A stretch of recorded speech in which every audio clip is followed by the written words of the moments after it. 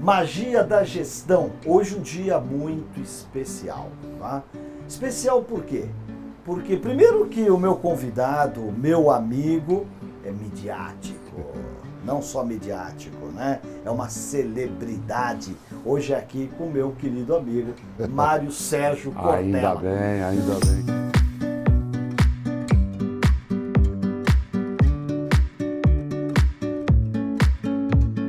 Você sabe que eu sou da área de filosofia, né, Júlia? Há muitos anos que a gente se conhece. E uma das coisas gostosas é que a área de filosofia, por alguma razão, né, nós acabamos estudando um pouquinho do latim, um pouquinho do grego antigo. Não o suficiente para falar ou ler, mas para entender algumas coisas. E quando você fala de midiática e mídia, uma das coisas que mais agride o ouvido de quem um dia leu alguma coisa de latim é que mídia é plural em latim. Né? A palavra já é plural. E o pessoal fala mídias. E fala mídias. Quando ele põe o S, aquilo... Bate firme. Ainda bem que Só você que falou é o seguinte, é do um mundo digital, do mundo da mídia. E essa é a conversa de hoje, porque se você está achando que nós vamos conversar aqui sobre filosofia, eu não vou entrar nessa seara. Quem sou eu para falar de filosofia com filósofo? Mas nós vamos falar hoje de transformação digital. E por uma razão muito simples, né? Esse ano nós criamos o Magia da Gestão, um canal no YouTube, fomos para o Instagram só com conteúdo. Eu falo pro pessoal, não fique esperando foto minha no Instagram de sunguinha na praia, que eu não vou fazer você ter que aguentar um troço desse. Mas a gente dá pílulas na área do conhecimento, da gestão, dos negócios. E hoje a minha conversa com o Mário Sérgio é justamente sobre transformação digital. Você já se considera um ser digital? Olha, eu não tenho como não sê-lo. Né? Afinal de contas, eu sou digital muito antes de existir o mundo virtual, né? Aquele da tecnologia. Né? Eu aprendi a escrever e eu tive que fazê-lo usando meus dedos e a mão, era digital. Totalmente digital. Exatamente. Depois eu passei a utilizar a máquina da datilografia, que era digitação no sentido dessa. A SDFG. O que eu tenho hoje é um novo modo desse mundo digital, que nem tenho familiaridade com todo ele, nem tenho apreciação por ele todo, mas fico encantado e às vezes enfeitiçado, né, por algumas coisas que ele coloca, Júlio, que indicam uma grande possibilidade. Por exemplo, eu como docente, né, o mundo digital, ele estilhaçou as paredes das salas de aula em que a gente atuava. Eu podia antes, por exemplo, ter a possibilidade de comunicar com 40 pessoas, 50 pessoas num espaço, ou nas palestras que a gente faz, 800, 1.000, 2.000 pessoas, mas tem um momento em que isso tem um limite, né, que é um limite quase que atômico, os átomos colocam isso. A transformação dos átomos em bits fez com que houvesse uma evaporação dessas paredes e, portanto, uma comunicação que foi muito mais extensiva. Né? Então, o mundo digital, nesse sentido, né, de uma exuberância, né, do alcance, ele é especial. Por outro lado, ele oferece, na transformação, a ocasião de eu ter uma interatividade muito maior, que antes era muito complexa e muito rarefeita e que hoje não o é. Agora, será que eu me transformei já num ser digital? Numa parte, né? Eu sempre lembro, você sabe disso, né? Há coisas na vida que são antigas e outras são velhas. Eu sou antigo em algumas coisas e sou velho em outras. Não, você me disse que a gente não envelhece? Não, a gente não Você envelhece, já me mas disse a que envelhece gente não na fica cabeça. velho. Algumas coisas, gente não nasce pronta, mas pode envelhecer, sim, né? Pode perder um pouco da rota. Por exemplo, eu já assisti várias vezes você falando, né, você fazendo conferências, palestras, que você usa uma fórmula antiga, que não é velha, que é aula expositiva. Exato. Certo? Aula expositiva. Durante muitos anos a gente utilizou nos nossos trabalhos coisas como, por exemplo, um PowerPoint ou até uma lousa, eventualmente nada. Agora se usa outra forma de tecnologia, mas o conteúdo, né, isto é, aquilo que é o objeto central daquela comunicação, ele se dá de vários modos. Por isso, eu não me considero hoje uma pessoa que é capturada pelo conjunto daquilo que é o mundo digital, mas também não me considero fechado por completo. Tem uma resistência. Você tem uma resistência? Sim, tenho. Mas a tecnologia não te fascina? Ela me fascina, mas ela pode criar uma relação de dependência com a qual eu não desejo essa conexão direta. Tá, mas onde fica aí a tecnologia e a curiosidade? Por exemplo, o mundo digital, ele oferece a mim muitas respostas antes que eu faça as perguntas. Há vários momentos em que eu mal acessei, né, um portal, um site, Já e tem só resposta. porque eu o fiz, aparecem ali várias indicações de caminhos que eu devo seguir, produtos que eu devo adquirir, livros que sugerem que eu leia. Eu não aprecio tanto. Eu gosto de ter minhas perguntas também. Sim. Essa facilitação, isto é, esse atalho da curiosidade... Isso te incomoda? Ele me incomoda, porque ele evita que eu vá buscar aquilo que eu quero aprender. Não é que eu não queira sugestões. O que eu não quero é direcionamento por completo. Se eu precisar de um guru, se eu precisar de um conselheiro, eu vou atrás do Carlos Alberto Júlio e de outros. Certo? Eu não preciso que alguém, que às vezes é robótico, que às vezes é apenas uma estrutura maquinal, que ele diga, não, agora você vai ver isso, aquilo não. Só que é o seguinte, né? O que nós sabemos, né? É a questão do machine learning, da inteligência artificial.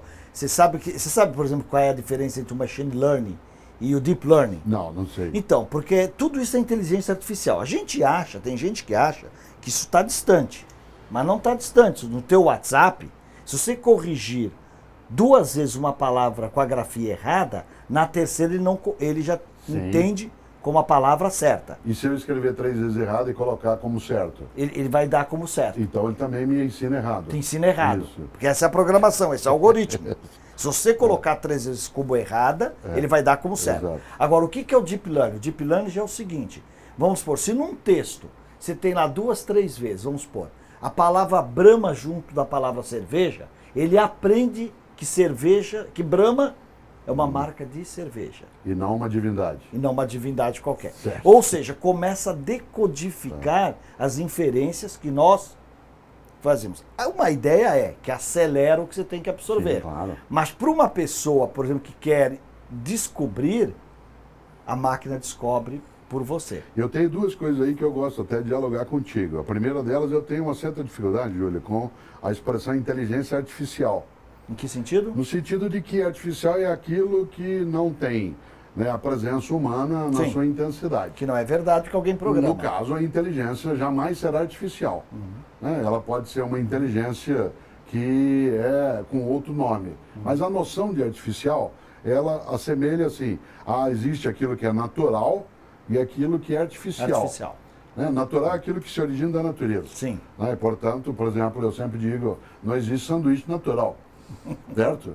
As pessoas dizem assim, não, mas eu gosto de sanduíche natural. Isso é uma coisa absurda. A natureza não oferece sanduíche em lugar algum. Não, mas ele tem trigo. Sim, mas a natureza não entrega o trigo. Ele não entrega o pão, não entrega o queijo, não entrega a folha de alface. Tem que plantá-lo. Tem que plantar. Então, há uma diferença entre o natural e o cultural.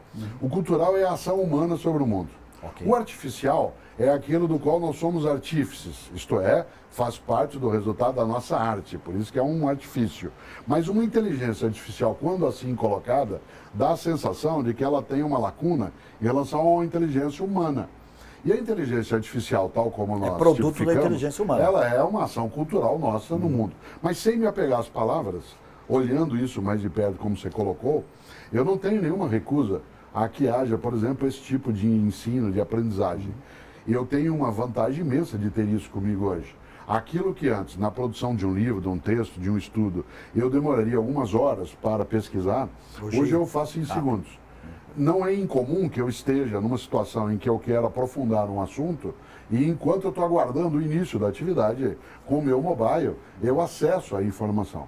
Claro que para isso eu preciso ter um conhecimento sobre quais são as confiabilidades, né, daquela fonte. Porque nem tudo que está no mundo digital é marcado com veracidade, assim como nos livros também.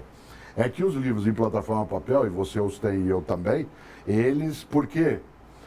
Perenizados um pouco naquela estrutura e com uma evanescência menor, né, com uma durabilidade muito maior, ele pode ser melhor clivado em relação à checagem, à veracidade. Sim. O mundo digital permite algumas intervenções, né, que não são passáveis por mecanismos de filtragem diretamente. O que não significa que essa aprendizagem que você indica, ela não marque uma renovação imensa na nossa capacidade. Eu acho que eu aprendi, e eu falo isso como autor também, que você é. Eu tenho 30 anos no meu primeiro livro. Nos meus 10 anos iniciais como autor, por exemplo, de 1988 até 1998, eu publiquei 2 livros. Olha só. Nos meus 2 anos seguintes, de 1998 até o ano de 2008, eu publiquei 10 livros, afora aqueles 2. De 2008 até o ano de 2018, eu publiquei mais 25 livros. Portanto, é uma da fonte onde veio isso? inesgotável. Não é só a minha capacidade de produção e escrita. Não é só que se diz, agora você está mais experiente. Não. Há uma tecnologia que favoreceu o meu aprendizado e, portanto, a minha capacidade de expressar aquilo como conhecimento e informação a ser repartida. Mas eu vejo, por exemplo, você posta lá no teu Instagram aquelas plaquinhas. Eu acho legal, porque veja bem, antigamente a gente tinha aquela coisa de sabedoria minuto que a gente comprava na livraria do aeroporto. Para mim aquilo ali é sabedoria minuto. Eu olho aquilo ali e você ainda coloca, será? Será sempre. Porque eu sou cartesiano. O primeiro livro meu foi sobre Descartes. Descartes, e Descartes tinha a dúvida metódica. E eu sempre lhe digo, a tarefa da filosofia é dizer para as pessoas, pensem nisso, não é pense isso. Como eu, tal como você, sou referência em algumas coisas, sou um educador, sou também alguém que alguns tomam como parâmetro para uma parte das coisas, não para tudo, ainda bem. Às vezes uma opinião emitida, um cartaz apresentado, se ele não contém uma possibilidade de suspeita, primeiro que ele perde a magia. Perde a magia. Isso, porque ele parece já colado e pronto. Segundo, que ele é muito impositivo, ele é imperativo. Eu então, sei. Você vê que o título é Cartazinho Eventual, com pensamentão para a vida e dúvida metódica. Tem um subtítulo, que é isso. Mas você já notou? Eu, às vezes, faço o cartazinho, quando eu faço usando o computador, eu imprimo. Né? Então, olha o digital aí. Olha você só, faz no computador, imprimo imprime e escrevo à mão. A mão. São os Será três que é assim? digitais atravessando. O será, eu faço Ótimo, à mão. ótimo. Por que eu faço à mão? Porque há algo hoje no mundo digital que é a expressão da autoria. A pessoa que conhece minha letra, sabe que você... ela sabe que sou eu que estou pegando aquele canto. Porque eu poderia pedir para outro fazer, para um assistente fazer. É o autoral. Eu vou lá e eu faço e eu estou lendo aquilo. Essa ideia do autoral, ela tem essa marca. Agora, volta a um ponto. O cartazinho, ou seja, lá outras coisas que a gente segue, ele é uma das maneiras de comunicação e aprendizado. Sem dúvida. O outro lado é que eu não uso toda a tecnologia digital disponível. Por exemplo, você dizia, falar no WhatsApp. Eu não uso o WhatsApp. Você não usa o WhatsApp? Não uso. Minha equipe de trabalho usa. Certo. Mas eu não uso. Por quê? Eu sou também um analista de algumas situações, sou comentarista de rádio e televisão. E eu preciso cautela com uma coisa.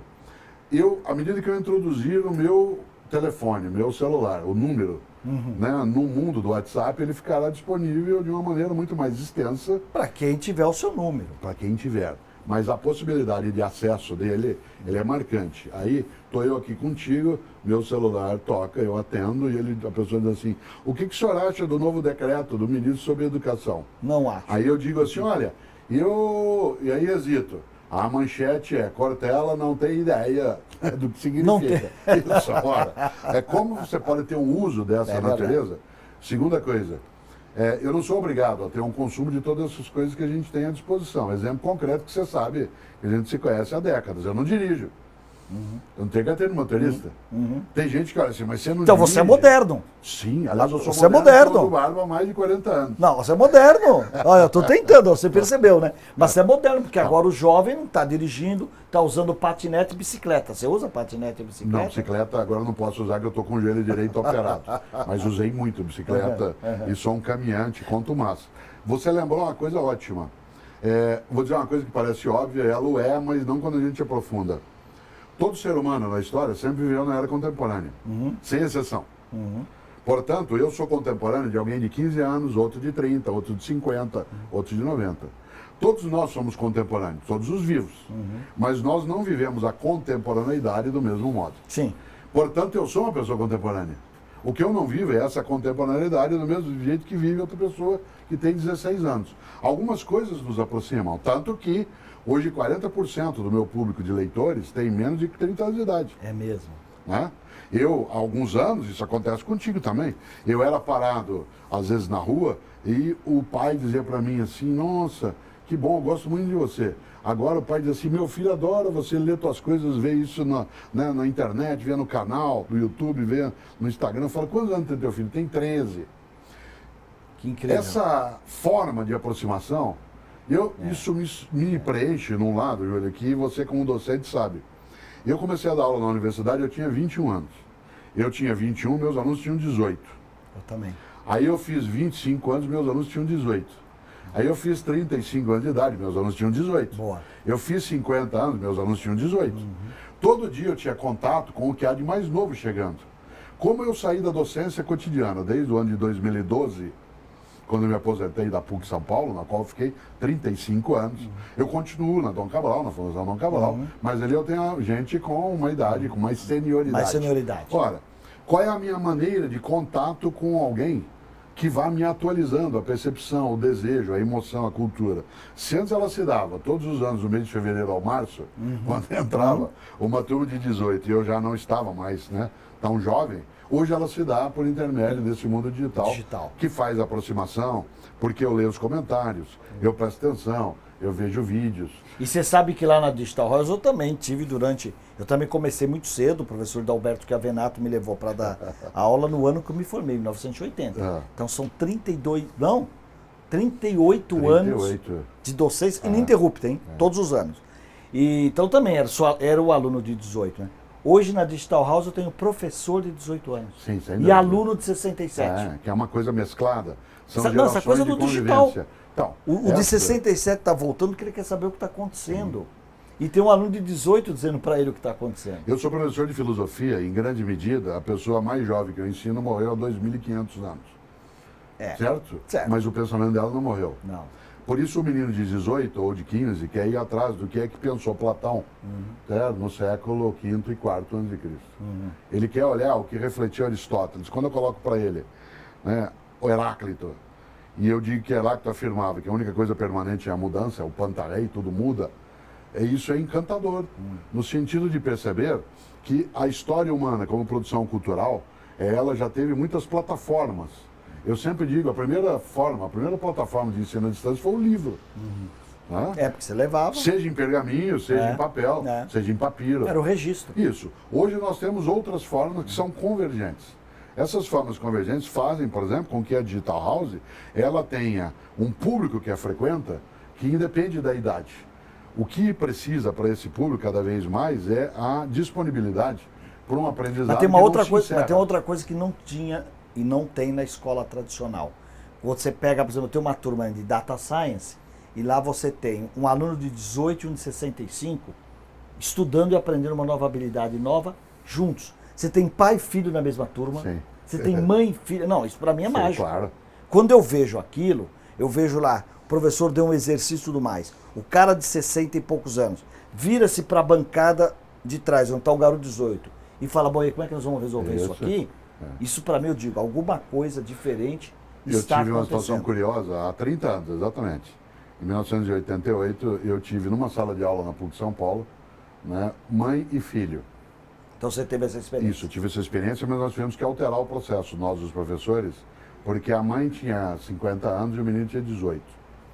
E a mãe interferia o tempo todo, porque cada vez que tinha, por exemplo, o trabalho em grupo, ela o chamava, vem aqui pro grupo. Aí ele sentava, ela dizia, você anota as coisas. Ela mandava. Não tinha. Pode parecer estranho isso na universidade, mas o grupo de docentes tivemos que colocá-lo numa outra sala, porque ela estava abafando a capacidade dele de aprendizado. O Tião Rocha, que é um grande antropólogo, né, de Minas Gerais, faz um belíssimo trabalho no Vale de Jequitinhonha com as crianças, é professor da Federal de Ouro Preto. Ele tem uma expressão, Júlio, que é magnífica. Às vezes eu fico bravo com ele, como é que ele pensou isso e eu não pensei? Aquela admiração invejada. Né? O Tião Rocha diz que a gente não tem uma escola formal, a gente tem uma escola formal. Olha que expressão. Ele diz a escola formal, isto é, aquela que conserva exageradamente alguns cadáveres. O que eu mais gosto do mundo digital é que ela impede essa mumificação né, das nossas reflexões, das nossas ideias. Você tem razão, eu vou te contar uma coisa rapidinho aqui. Em abril nós começamos a turma 1 de marketing digital. Em outubro nós começamos a 10ª turma de marketing digital. São um programa de 5 meses. Né? A turma 10, o conteúdo da turma 1 foi modificado em mais da metade para a turma 10, levou 6 meses. E é por isso que a gente fala aqui no digital, você nunca está pronto. O digital significa você está sempre em beta, como a gente fala.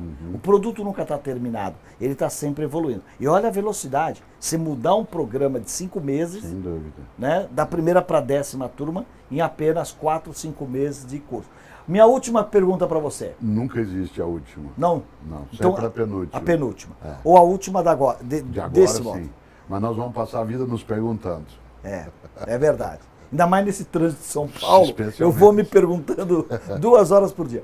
Mas a questão é, aonde você vê essa tecnologia nos levando? Quando você trabalha tecnologia e filosofia. Eu gostaria de ter a habilidade de usar tecnologia e filosofia. Tá, veja Para só. onde você vê isso? A filosofia nasce, a ocidental, na Grécia Antiga, na Ágora, na praça pública. Sim, O que é o mundo da internet, senão uma grande praça? sim. Com as pessoas não necessariamente estando no mesmo lugar da praça e não necessariamente na mesma rodinha de conversa. O que a tecnologia permite hoje é que a gente, primeiro, conecte a praça, possa ter simultaneidade, instantaneidade, conectividade, né? Possa ter aquilo que é mobilidade e possa fazer aquilo que fez o nascimento da filosofia, que é uma comunidade de reflexão. A escola de Platão, chamada, né, academia, a escola de Aristóteles, que era o liceu, eram grandes grupos que se juntavam para pensar e ensinar reciprocamente. Ora, o que faz o mundo digital hoje, a não ser colocar à nossa disposição um aumento do tamanho da praça e da expressão de pessoas ali colocadas com uma velocidade que interessa a nós, com uma grande vantagem. A gente pode levar a praça conosco Para sem qualquer precisar lugar. ir até a praça o tempo todo, né? Assim junta. Tá certo. Em vez de ir à montanha, a montanha vai a Maomé. Exatamente, se ele estiver disposto a ir até lá.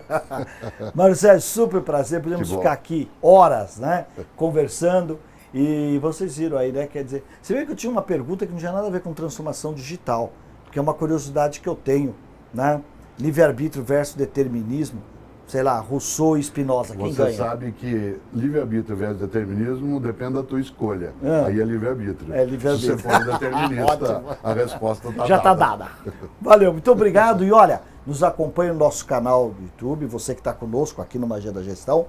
Não se esqueça o canal do professor Cortella. O Bárbaro. canal do Cortella. Canal do Cortella. E tem uma coisa, se você não segue ainda o Cortella no Instagram, é @Cortella? Ela é Cortella Oficial. Cortella Oficial. Cortella Oficial. Lá também, aí você vai ver os cartazinhos que ele se Que eu referiu gosto, aqui. viu? Você vai ver lá. E agradecendo aqui a Sofia, que dá uma embalagem toda especial nesse nosso bate-papo. Sofia, filosofia na origem era Sofia. Era E Sofia. quem criou a palavra filosofia foi Pitágoras, na matemática especial, mas que criou essa palavra. A palavra filósofo, filosofia, e pegou a Sofia. Para trazer isso para dentro. Perfeito. Um abraço para você, até o próximo Magia da Gestão.